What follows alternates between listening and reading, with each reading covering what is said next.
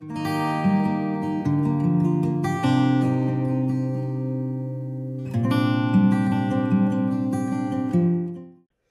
à tous et bienvenue dans cette nouvelle vidéo. Je regrette vraiment de ne pas avoir filmé cette vidéo avant qu'il fasse chaud parce que là je suis en nage.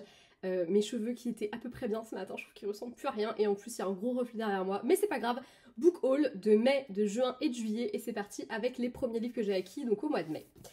J'ai trouvé Anno's Redwood Love, le tome 1 je pense, il n'y a pas de chiffre, je crois pas. Cade en tout cas, c'est le petit nom de ce volume. J'avais déjà entendu parler de ce livre mais je ne l'avais pas acheté jusque là et j'avais... j'ai un doute parce que je me demande si je l'ai pas quelque part en e-book. Parce que ça me parle vachement et j'ai pas le sentiment de l'avoir vu en magasin. Bref, c'est écrit par Kelly Moran, c'est chez Prisma et ça me tente pas mal. J'aurais d'ailleurs pu le mettre dans mon book haul dans ma pile à lire pardon, d'août parce que je pense que ça aurait été très bien dans le mood été. J'ai également pris La délicatesse des papillons de Jenny Hale, toujours chez Prisma. Je ne connaissais pas du tout, mais le résumé me plaisait bien. Ça ressemble tout à fait au genre de choses que j'aime bien lire, donc j'ai très hâte. A priori, on est vraiment sur des lectures un peu cosy, très feel good. Celui-ci assez feel good, celui-ci romance un peu cosy et tout, donc ça a l'air très très cool. J'aime beaucoup, et les couvertures sont assez sympas, je trouve. Voilà, pour des livres que j'avais probablement jamais vus en librairie, je trouve qu'ils se défendent pas trop mal. Pendant mes vacances au mois de mai, je me suis offert un livre, Delilah Green Doesn't Care de Ashley Herring Blake d'ailleurs plutôt. A priori, premier tome d'une romance, d'une saga de romance entre femmes, de la saga Bright Falls. Je ne connaissais pas du tout, j'en avais jamais entendu parler, mais la couverture me plaît vachement. J'aime beaucoup la collection Ito, je trouve qu'ils font des trucs plutôt cool. Et le résumé m'a plu, donc bah écoutez, on verra bien. Je pense qu'en plus j'étais un peu dans le mood parce que je venais d'acheter Sipping Love, je crois. Voire de le lire, je ne sais plus quand est-ce que je l'ai lu. Non, il était dans ma palle, je me rappelle. Du coup, forcément, voilà, j'étais un peu dans le mood, lisons des romances FF. Donc j'ai assez hâte de le lire. Je crois que je l'avais mis dans une de mes piles à lire et que finalement, soit il a sauté, soit je ne l'ai pas lu. Je ne sais plus. Il y a un livre qui n'apparaîtra pas là parce que je n'ai pas réussi à l'attraper et que je suis toute seule chez moi. Donc je n'ai pas pu demander à mon géant de mec de m'attraper le livre. Il s'agit du livre des portes de Garrett Brown. Je ne saurais pas trop vous en dire sur ce livre-là, puisque c'est un livre qu'on m'a donné, c'est un service presse qu'une collègue a eu et qu'elle m'a donné parce qu'elle ne le lira pas. Du coup, bah écoutez, voilà, je vous en dirai plus le moment venu, mais je ne l'ai pas là, et en plus la couverture que j'ai, de toute façon, je suis pas sûre que ce soit la définitive, et je ne sais pas quand est-ce qu'il est sorti non plus. Bref, beaucoup de mystères autour de ce livre, mais voilà, on verra bien. Je ne sais pas s'il me plaira, je ne sais même pas si je le lirai. Le résumé me laisse un peu... En fait, il me fait le même effet que... comment il s'appelle un livre que j'ai lu, que mon mec m'avait offert. Et finalement, j'ai beaucoup aimé. Mais sur le moment, j'étais pas convaincue à 200%. Bah, je sais plus, écoutez. Bref. Je me suis commandé sur Vinted La Ville en Rose de Mali Allen. Tout simplement parce que j'ai eu l'occasion de rencontrer Mali. D'ailleurs, je vous avais présenté un autre de ses livres que je lui ai acheté au Salon Rose Romance. Et j'avais envie de découvrir celui-ci. Donc, j'ai sauté sur l'occasion. Il était légèrement abîmé à l'arrivée, un peu dommage, mais en vrai on s'en fiche, je crois que je l'ai payé 2 balles, donc je ne vais pas faire la fine bouche et ça me permettra de découvrir cette romance. Pour le mois de juin, j'ai reçu quelque chose que j'attendais avec énormément, mais alors énormément d'impatience, puisque j'ai reçu les tomes 1 et 2 de Sugden de Aurore Vasselin-Lesca. D'ailleurs j'avais mis le tome 1 dans ma palle de juillet et j'ai pas eu le temps de le lire. Je ne sais pas quand est-ce que je le remettrai, peut-être en septembre. Ou octobre, je sais pas. J'ai à la fois très hâte de les lire et en même temps, comme je sais que potentiellement j'avais envie d'enchaîner les 2 tomes, j'ai envie de réfléchir un peu à la manière dont je vais les lire. Et là, ma palle, elle est blindée, enfin jusqu'à septembre, je les ai déjà sortis, enfin j'ai déjà créé mes palles. Donc je sais pas trop. Bref, j'avais participé à la campagne Ulule qu'elle avait lancée pour le tome 2 et du coup j'avais demandé les 2. Et je suis très contente de les avoir et j'ai très hâte de découvrir cette saga. Aurore, c'est quelqu'un que je découvre un peu plus tous les jours sur les réseaux et sa bienveillance me touche énormément. Si vous me suivez sur mon Insta d'autrice, vous le savez peut-être, vous l'avez peut-être vu, mais la semaine dernière j'ai posté j'ai fait un petit post où je vais pas dire que je me plains, mais où je fais savoir que c'est pas la forme de ouf en ce moment, que je suis pas très satisfaite de mes chiffres et tout ça, et que je me pose pas mal de questions sur le bien fondé de ce que je fais. Et Aurore fait partie des personnes qui, du coup, est venue commenter ma publication et son message m'a énormément touchée. Au-delà de ça, ça fait plusieurs fois qu'on échange toutes les deux sur plein de sujets et elle m'a déjà fait savoir que, voilà, si j'avais besoin d'un coup de main sur quoi que ce soit ou que j'avais des questions sur des choses sur lesquelles elle est en mesure de me répondre, Elle m'a invitée à le faire, donc je trouve ça très cool. Et du coup je suis d'autant plus contente de la soutenir parce que au-delà de l'histoire qui a l'air juste géniale et des couvertures qui sont magnifiques et de l'objet livre qui est trop beau, d'ailleurs la version reliée, j'ai vraiment failli craquer, mais voilà, à un moment donné je pouvais pas, donc je l'ai pas fait. Au-delà de ça, c'est quelqu'un que j'apprécie vraiment, vraiment sincèrement, et du coup je suis encore plus contente de participer à des campagnes Ulule comme ça. D'ailleurs elle a explosé les trucs, je n'avais jamais vu une campagne Ulule démarrer aussi fort en 1 heure de temps je crois, elle avait les 100%, donc génial quoi, juste génial. Yep. J'ai rencontré quand j'étais à Toulouse du coup pour le Rose Romance, mais du coup le soir on est sorti avec plusieurs autrices dont vous la connaissez, je vous en ai déjà parlé, Élisée Giraudot, celle qui m'avait conviée d'ailleurs, et du coup j'ai rencontré d'autres autrices, dont Maya Duguerre dont j'ai acheté le livre à Rose Romance, dont Mali Allen n'était pas là, mais elle devait être là, mais elle était malade, mais voilà, on était donc un petit groupe d'autrices et c'était hyper cool, et dans le lot il y avait Perrine Bonavita, et du coup pareil je l'ai trouvé sur Vinted, puisque malheureusement j'ai pas vraiment les moyens de m'acheter tous les livres que je voudrais, mais bon écoutez, voilà, ah mince, j'avais oublié ça.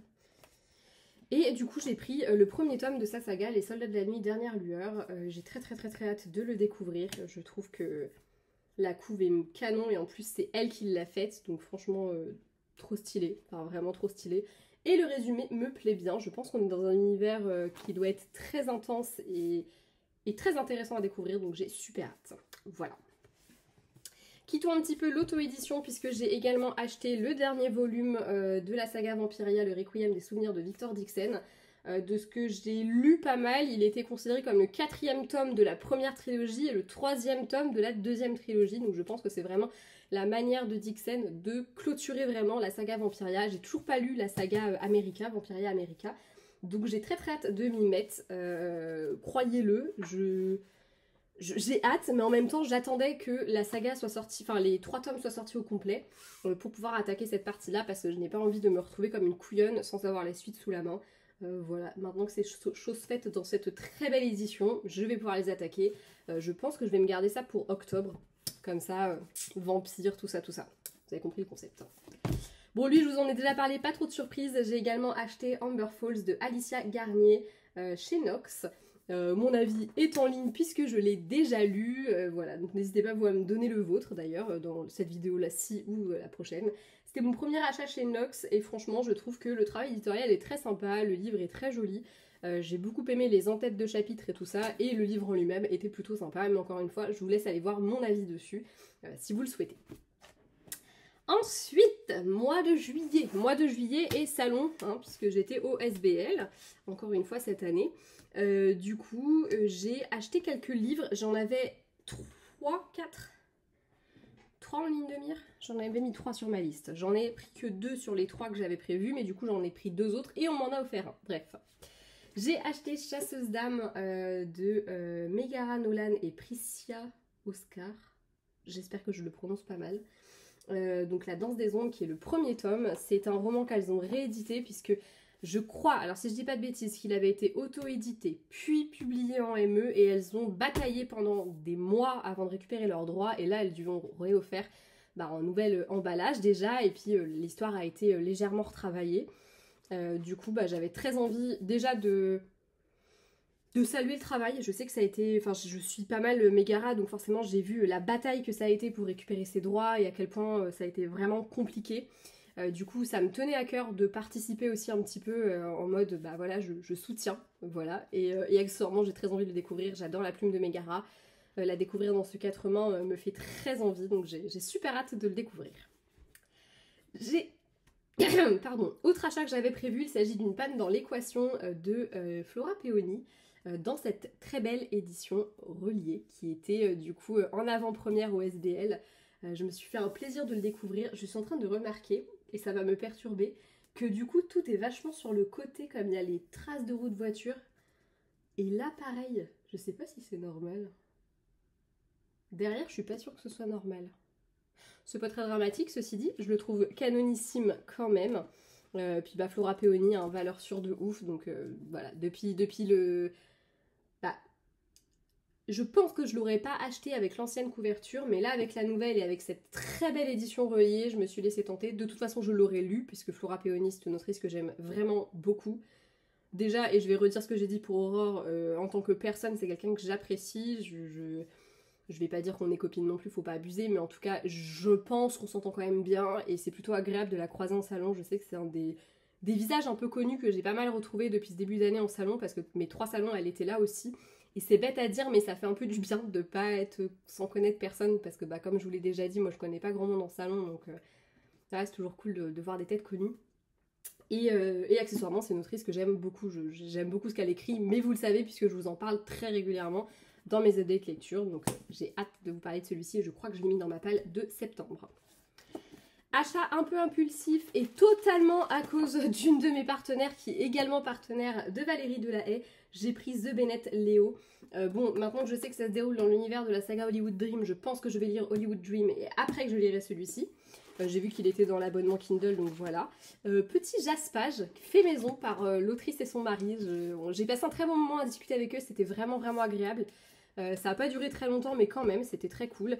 Et voilà, j'ai entendu beaucoup de bonnes choses sur ce livre, donc j'ai très hâte de le découvrir. Je pense en plus qu'il y a une petite ambiance un peu à la frère Scott, et j'adore l'idée. Voilà, puis bon, c'est une romance universitaire, je pense que vous le savez, mais j'adore ça. Donc j'ai très très hâte de le découvrir et de découvrir la plume de Valérie. Voilà. Mes 2 voisines de stand sont des amours déjà parce que, comme je vous l'avais dit, j'ai pas vendu énormément au salon et parmi mes acheteuses, il y a eu mes 2 voisines de stand. Elles m'ont chacune acheté littéralement à chaque fois une saga puisque Athena Jacobs m'a pris ma trilogie, ma première trilogie et Marine Hope m'a pris Forgiveness et The Choice. Donc les 2 premiers volumes de ma saga en cours. Voilà. Accessoirement, j'ai eu un vrai coup de cœur pour Marine, genre vraiment une personne, enfin vraiment c'est rare que je trouve qu'on matche à ce point avec quelqu'un en ayant plein de différences mais plein de choses aussi communes et c'était vraiment cool de partager avec elle ce salon. J'ai vraiment découvert une nana géniale et merci Flora pour le placement parce que vraiment je trouve que j'étais super bien placée avec des gens vraiment géniaux et même je sais aussi que, par exemple, j'ai rencontré Elodie, coucou si tu passes par là, qui m'a acheté Forgiveness et je sais que j'aurais peut-être pas échangé autant avec Elodie s'il n'y avait pas eu Marine et si assez naturellement on s'incluait dans nos conversations toutes les 3, enfin toutes les 2 plutôt, et c'était vraiment très très cool. Bref, du coup, j'ai craqué pour un de ces livres, même si j'avoue qu'il y en a énormément qui me donnaient envie. Mais j'ai pris Péché mignon insupportable, tout simplement parce que je pense que c'est celui qui comme ça me tentait le plus et parce que elle en a d'autres qui sont sortis chez Butterfly et Butterfly ils sont dans l'abonnement Kindle. Donc je me dis bon je les lirai aussi mais voilà encore une fois j'essaye vraiment de faire attention à ce que j'achète donc je vais un peu au plus rentable pour moi donc voilà mais j'ai trop hâte de le lire parce que le résumé me donne trop envie et j'adore. Je pense que vous le savez parce que je vous l'ai dit pas mal de fois aussi. J'aime beaucoup les romances qui se passent dans des univers culinaires. Je sais pas si c'est parce que j'ai mon frère, mon père qui ont bossé en cuisine et que du coup enfin voilà c'est un univers que je connais un petit peu même si moi je n'y ai jamais travaillé mais voilà j'ai leurs petites anecdotes. Je sais pas si c'est pour ça mais en tout cas j'adore. Voilà. Ma deuxième voisine, donc Athena Jacobs, et d'ailleurs c'est ma lecture en cours, j'ai commencé, je suis au début, m'a gentiment offert un exemplaire de Summer Love, publié aux éditions LL du coup, donc un de ses romans. J'étais très touchée du geste. Déjà j'étais très touchée qu'elle me prenne ma trilogie, ça m'a vraiment vraiment touchée parce qu'elle n'était pas obligée de le faire et voilà. J'ai moins échangé avec elle qu'avec Marine durant le week-end, mais on a énormément échangé sur la fin du week-end et ça m'a vraiment fait du bien parce que j'étais vraiment dans... Je pense que je commence à entrer dans cette phase où je suis pas très bien en ce moment et ça m'a vraiment touchée de parler avec elle. Ça m'a vraiment fait du bien parce que elle a beau avoir de la bouteille et beaucoup de romans sortis et tout ça. Son parcours a pas non plus été facile et sur plein de choses je me suis reconnue dans des choses qu'elle disait et je me dis bon c'est pas moi qui fais mal les choses, c'est juste que c'est comme ça, que c'est un milieu qui est pas facile et ça m'a vraiment fait du bien. Et on a pas mal parlé de celui-ci puisqu'à la base il avait une autre couverture, il a été réédité avec cette couverture que je trouve canonissime même si la première était déjà très belle. Et d'un seul coup elle arrive vers moi avec un petit sac et voilà, elle m'a offert... En plus j'ai pas juste eu le livre, j'ai aussi eu tous les goodies qu'elle avait avec donc ça me touche vachement. Voilà, ça me touche énormément et je suis en train de le lire. Il me surprend, je ne m'attendais pas à ça, mais écoutez, j'aime beaucoup pour l'instant ce que je lis quand même si c'est des thématiques qui me plaisent pas forcément d'habitude. Je sais pas si c'est l'aspect été ou juste parce que elle m'a vraiment touchée, elle m'a vraiment émue profondément avec ce cadeau, que du coup je le vois peut-être avec des yeux différents, je sais pas. Mais, ou peut-être juste qu'il est très bien écrit aussi, hein, je peux le dire comme ça marchera très bien. En tout cas, je vous en parle très vite puisque bah, je pense que ce sera la prochaine lecture dont je vous parlerai. Voilà. Et ben écoutez, c'est tout pour ce book haul. J'ai pas mal parlé, je crois que j'avais des choses à dire. J'en ai pas mal sur le cœur en ce moment, donc j'ai tendance à beaucoup jacter.